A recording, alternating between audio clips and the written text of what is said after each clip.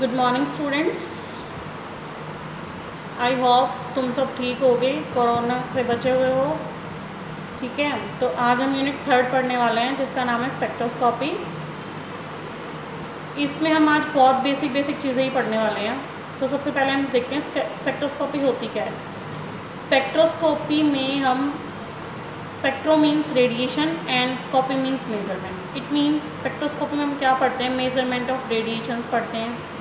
तो यहाँ पे क्या होता है, interaction of radiations with matter हम पढ़ते हैं, जिसको एक डिटेक्टर पे हम नोट कर लेते हैं। एक ग्राफ होता है ये, और इस डिटेक्टर को हम बोलते हैं स्पेक्ट्रोफोटोमीटर। ठीक है, तो कौन से वाले रेडिएशंस हम यहाँ पे यूज़ करते हैं, वो है इलेक्ट्रोमैग्नेटिक वेव्स। इलेक्ट्रोमैग्नेटिक वेव्स की कुछ प्रॉपर्टीज़ होती हैं, लाइक स्पीड। तो किस स्पीड से ट्रैवल करती है इलेक्ट्रोमैग्नेटिक वेव, वो होती है लाइट की स्पीड 3 × 10⁸ मीटर पर second. Electromagnetic waves have both electric field and magnetic field, and both the fields are perpendicular to each other. These waves have dual character. It means particle as well as wave nature. These waves have some other properties like lambda, मतलब wavelength है, amplitude है, frequency है, wave number है। तो हम थोड़ा थोड़ा उनको देख लेते हैं। फॉर एग्जाम्पल, ये हमारे पास इलेक्ट्रोमैग्नेटिक वेव है। तो what is lambda, what is wavelength. तो वेवलेंथ क्या होती है, दो कंसेक्यूटिव क्रस्ट या दो कंसेक्यूटिव ट्रफ के बीच का जो डिस्टेंस होता है उसको हम क्या बोलते हैं, लैम्डा बोलते हैं, वेवलेंथ बोलते हैं। तो what is the unit of lambda. Lambda is represented in centimetre, metre, millimetre etcetera. ठीक है, तो सेकंड हमारे पास प्रॉपर्टी है एम्पलीट्यूड। तो एम्पलीट्यूड क्या होता है वेव का, हाइट ऑफ द क्रस्ट और depth of the trough is known as amplitude. Okay, amplitude फिर यूनिट क्या होगी एम्पलीट्यूड की, इसको हम ए से रिप्रेजेंट करेंगे। यूनिट भी इसकी सेंटीमीटर या मीटर इसी तरह से होगी या मिलीमीटर होगी। ठीक है, तीसरी प्रॉपर्टी हमारे पास में फ्रीक्वेंसी। तो फ्रीक्वेंसी क्या होती है वेव की, कि एक पॉइंट से एक सेकंड में कितनी वेव्स ट्रैवल करती हैं, वो उस वेव की फ्रीक्वेंसी होगी। The number of waves travelling in 1 second through 1 point is known as frequency. तो फ्रीक्वेंसी की यूनिट हमारे पास क्या होगी, या तो हर्ट्ज होगी या हम इसको लेते हैं पर सेकंड के अंदर। ओके, नेक्स्ट प्रॉपर्टी हमारे पास है wave number.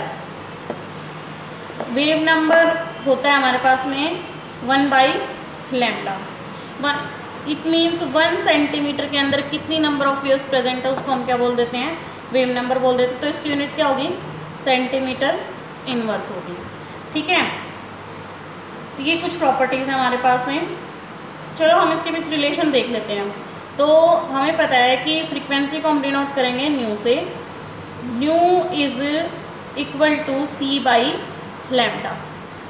It means nu is inversely proportional to lambda, and 1/λ को हम क्या बोल रहे हैं, वेव नंबर, जिसको हम रिप्रेजेंट करेंगे न्यू बार से।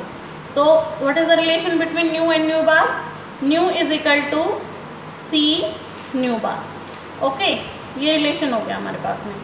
नेक्स्ट हमारे पास में प्रॉपर्टी है इसकी एनर्जी। तो energy, as we all know, energy क्या होती है, E is equal to h nu, where h is the Planck constant and nu is the frequency of wave.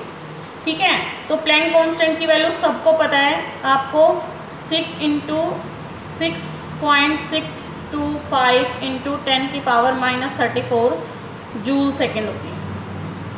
ठीक है,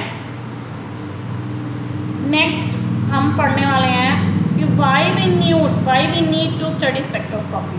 हमें ज़रूरत क्यों है स्पेक्ट्रोस्कोपी पढ़ने की, why we study spectroscopy. Spectroscopy technique जो होती है वो हमें मदद करती है structure of molecule find out करने में। जैसे फॉर एग्जांपल कोई रिएक्शन है A+B हम कर रहे हैं, उसमें कोई प्रोडक्ट C बन रहा है। इस प्रोडक्ट के की स्ट्रक्चर को पता लगाने के लिए हमें स्पेक्ट्रोस्कोपी की मदद चाहिए होती है। लाइक इसकी बॉन्ड लेंथ क्या है, बॉन्ड ऑर्डर क्या है इसका, ठीक है, इसमें डबल बॉन्ड कितने हैं, सिंगल बॉन्ड कितने हैं, कौन सा फंक्शनल ग्रुप प्रेजेंट है। तो ये सब प्रॉपर्टीज़ के बारे में पता लगाने के लिए, मास कितना है इसका, तो ये सब प्रॉपर्टीज़ पता लगाने के लिए हमें स्पेक्ट्रोस्कोपी की मदद चाहिए होती है। ठीक है, अब हम देखते हैं कि रेडिएशन कैसे हेल्प करती है हमें स्पेक्ट्रोस्कोपी में। फर्स्ट ऑफ ऑल तो हम ये देखेंगे रेडिएशन कौन कौन सी हमारे पास यहाँ पे यूज़ होती है। रेडिएशन कौन कौन सी यहाँ पे यूज़ होती है हमारी। ठीक है, तो रेडिएशंस देखो, गामा रेज होती है, फिर उसके बाद एक्स रेज होती हैं, फिर उसके बाद हमारे पास में यूवी रेज हैं, फिर विजिबल रेज हैं, फिर हमारे पास में आईआर है, फिर माइक्रोवेव है, फिर रेडियो वेव है। बेटा मम्मा है ना वीडियो बना रही है, लेक्चर बना रही है, आप है ना थोड़ी देर बाद दोगे प्लीज़, थोड़ी देर बाद प्लीज़। बेटा मम्मा वीडियो बना रही है ना। तो ये जो ऑर्डर मैंने यहाँ पे लिखा है ये डिक्रीजिंग एनर्जी का है। इस ऑर्डर में हमारी एनर्जी डिक्रीज़ हो रही है, यानी कि सबसे ज़्यादा एनर्जी हमारी गामा रेज की होती है, फिर एक्स रेज की, फिर यूवी रेज की, फिर विजिबल की, फिर आईआर की, फिर रेडियो वेव्स की। ठीक है, और या हम कह सकते हैं कि इंक्रीजिंग लैम्डा का है।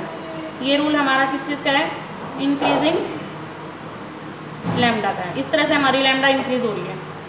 ठीक है, तो अगर हम लैम्डा के बारे में देखें तो जो हमारी गामा रेज होती है उसकी वेवलेंथ जो होती है वो 0 से 0.01 नैनोमीटर तक होती है, और हमारी एक्स रेज की होती है 0.01 नैनोमीटर से 1 नैनोमीटर तक। यूवी रेज की हमारी होती है 1 नैनोमीटर से 400 नैनोमीटर तक, और विजिबल की होती है 400 नैनोमीटर से 800 नैनोमीटर तक। ठीक है, और आईआर की होती है 800 नैनोमीटर से 1 सेंटीमीटर तक। माइक्रोवेव्स की हमारी होती है 1 सेंटीमीटर से 100 सेंटीमीटर तक, और रेडियो वेव्स की हमारी होती है मोर देन 100 सेंटीमीटर। ये हमारा वेवलेंथ का टॉपिक है। ठीक है, वेवलेंथ इस तरह से डिसाइडेड है। तो नेक्स्ट हम पढ़ने वाले हैं यहाँ पे how these radiation help in spectroscopy. ठीक है, कि ये रेडिएशन कैसे मदद करती है। तो देखते हैं हम, देखो ये कोई भी मॉलिक्यूल है हमारे पास में, ये जो रेडिएशन है डिफरेंट टाइप की रेडिएशंस है। लाइक हम एग्जांपल ले लेते हैं माइक्रोवेव्स का। तो माइक्रोवेव्स की जो एनर्जी होती है बहुत कम होती है। तो जब ये मॉलिक्यूल के ऊपर स्ट्राइक करती है तो मॉलिक्यूल गेट इनफ एनर्जी जो इसको मॉलिक्यूल को रोटेट करा सकती है। ठीक है, मॉलिक्यूल को क्या करा सकती है, रोटेट। जैसे फॉर एग्जांपल ये एक मॉलिक्यूल है तो इस मॉलिक्यूल को ऐसे रोटेट करा सकती है। ठीक है, तो हमें जो यहाँ पे स्पेक्ट्रा मिलेगा मॉलिक्यूल्स का उसको हम बोलेंगे रोटेशनल स्पेक्ट्रा। रोटेशनल स्पेक्ट्रा भी हम इसको बोल देते हैं, हम इसको माइक्रोवेव स्पेक्ट्रा भी बोल देते हैं। ठीक है, microwave spectra and rotational spectra से हमें मॉलिक्यूल का बॉन्ड ऑर्डर क्या है, बॉन्ड एनर्जी क्या है, इन सब बारे में पता चल जाता है। ठीक है, नेक्स्ट अगर हम इससे थोड़ी सी हाई लेवल की एनर्जी, हाई वैल्यू की एनर्जी से को स्ट्राइक कराते हैं मॉलिक्यूल के ऊपर, फॉर एग्जांपल हम यहाँ आईआर रेडिएशन डाल देते हैं मॉलिक्यूल के ऊपर, तो आईआर रेडिएशन की एनर्जी हाई है तो मॉलिक्यूल गेट इनफ एनर्जी कि वो वाइब्रेट हो सकता है। मॉलिक्यूल क्या हो सकता है, वाइब्रेट हो सकता है। ठीक है, एक्सपेंड कॉन्ट्रैक्ट हो सकता है। ठीक है, तो उससे हमें क्या पता लगता है कि मॉलिक्यूल के अंदर फंक्शनल ग्रुप कौन सा है। तो उसको हम बोलेंगे या तो आईआर स्पेक्ट्रोस्कोपी, उसको हम बोलेंगे आईआर स्पेक्ट्रोस्कोपी, या हम उसको बोलेंगे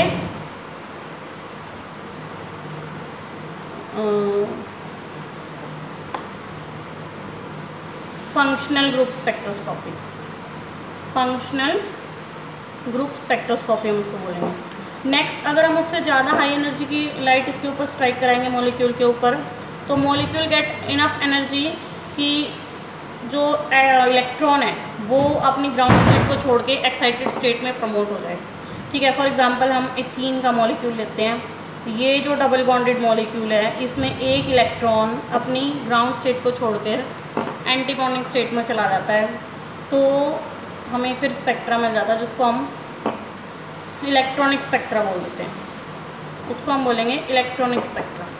ठीक है। इससे हमें पता लगता है कि मॉलिक्यूल के अंदर कितने डबल बॉन्ड हैं, कितने ट्रिपल बॉन्ड हैं, मतलब कंजुगेशन का पता लगता है हमें। ठीक है, तो हमने देखा इस तरह से कि जो स्पेक्ट्रोस्कोपी होती है उसकी मदद से हम मॉलिक्यूल के अंदर कितने बॉन्ड्स हैं, क्या उनका ऑर्डर है, और बॉन्ड लेंथ कितनी है मॉलिक्यूल की, कौन कौन से उसके अंदर फंक्शनल ग्रुप प्रेजेंट हैं। ठीक है, लाइक इसी तरह से हमारे पास आगे आएगा मास स्पेक्ट्रा। ठीक है, जिससे हम मॉलिक्यूल का मास पता लगा सकते हैं कि मॉलिक्यूल का मास कितना है। ठीक है, इस तरह से स्पेक्ट्रोस्कोपी की मदद से हम क्या कर सकते हैं, structure of molecule find out कर सकते हैं, यानी कि हमें रिसर्च में मदद करती है। हमने कोई रिएक्शन करी, रिसर्च से हमें कोई प्रोडक्ट मिला और उस प्रोडक्ट की क्या स्ट्रक्चर है उसके बारे में मदद करती है हमें स्पेक्ट्रोस्कोपी। इसका एक बेनिफिट ये है कि यहाँ पे जो हमें सैंपल चाहिए होता है ना वो मिलीग्राम्स में चाहिए होता है। ठीक है, तो अगर हमारा प्रोडक्ट बहुत थोड़ा बना है तो भी हम उसकी स्ट्रक्चर पता लगा सकते हैं, जो अदर मेथड्स में ये फैसिलिटी अवेलेबल नहीं है। ओके, बाय स्टूडेंट्स, कल मिलते हैं।